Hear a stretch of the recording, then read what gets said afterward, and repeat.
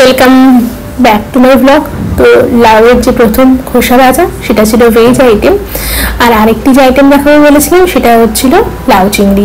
দেখবে প্রথম ভিডিওতে আমি একটা পাত্রের মধ্যে চিংড়ি মাছগুলোকে ধুয়ে রেখে দিয়েছিলাম, তো সেইটা দিয়ে এখন আমরা লাউ চিংড়ি রান্না করব।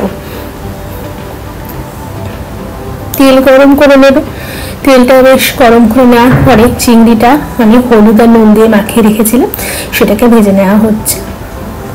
খুব কড়া করে ভাজবে না, মোটামুটি একটু ইয়েলো, একটু ডার্ক রেডিশ কালার, খুব রেডিশ না, মিডিয়াম মতো এলে তুমি ভেজে চিংড়িটাকে তুলে নেবে। বেশি ভাজলে ছিবড়ে হয়ে যায়। চিংড়ি মাছ কিন্তু এমন একটা আইটেম যেটা যে কোনো খাবারকে তার স্বাদটাকে বেশ সুস্বাদু করে তোলে আর তার টেস্টটাকে বেশ এনহ্যান্স করে। আমরা পটল চিংড়ি বা কুমড়ো আলু দিয়ে চিংড়ি খুব খেয়ে থাকি। এবার একটুখানি গোটা জিরে আর শুকনো লঙ্কা আর তেজপাতা ফোড়ন দিতে পারো। আমি শুকনো লঙ্কা ফোড়ন দিইনি, জিরে আর তেজপাতা ফোড়ন দিয়েছি। তার মধ্যে চিড়ে দেওয়া হবে কি দুটো মোটা মোটা বড় কাঁচা লঙ্কা।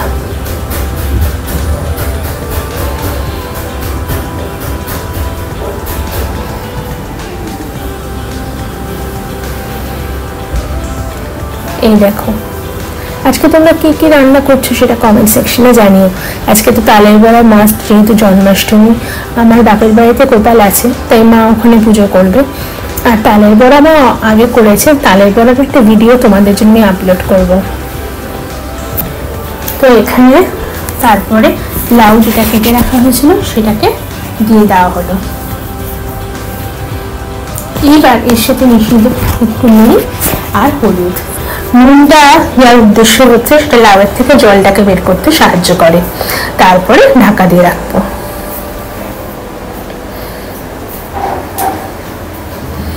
বেশ কিছুক্ষণ ঢাকা দিয়ে দিয়ে দিয়ে লাউটাকে নরম করতে হবে। এক্ষেত্রে লাউটা কিন্তু বেশ নরম, কচি লাউ, তার জন্য অসুবিধা হবে না। অনেক ক্ষেত্রে লাউ আমাদের সেদ্ধ করে নিতে হয়। তো যাই হোক, এখানে লাউটা বেশ ঢাকা দিয়ে দিয়ে নরম হয়ে আসবে, জলও ছাড়বে, একটু পরে দেখতে পাবে। নুন অ্যাড করা হচ্ছে, নুনটা দিলে যেটা বললাম যে লাউয়ের যে জলটা সেটা বেরিয়ে আসে। এখানে যেন রোজ দুপুরে, প্রত্যেকদিন দুপুরে নিয়ম করে এত বৃষ্টি হচ্ছে, তার ফলে রাস্তাঘাট গুলি সমস্ত কিছু না জলে ডুবে রয়েছে। আবার মেঘলা করে আসছে, আবার বৃষ্টি হবে। এবার মনে হয় পুজোটা পুরো বৃষ্টিতেই ভেস্তে যাবে।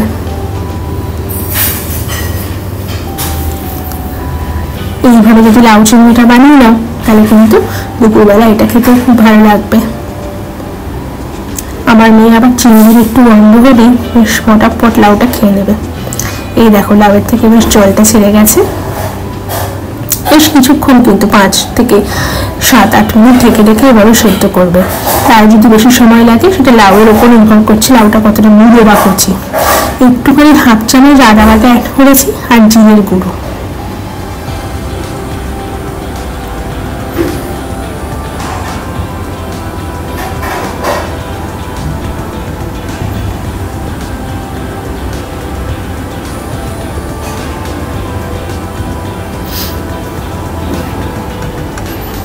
সমস্তটা অ্যাড করার পরে বেশ ভালো করে আবার নেড়ে চেড়ে ঢেকে তারপর লাস্টে চিংড়ি মাছগুলো দিয়ে আবার ঢেকে ভালো করে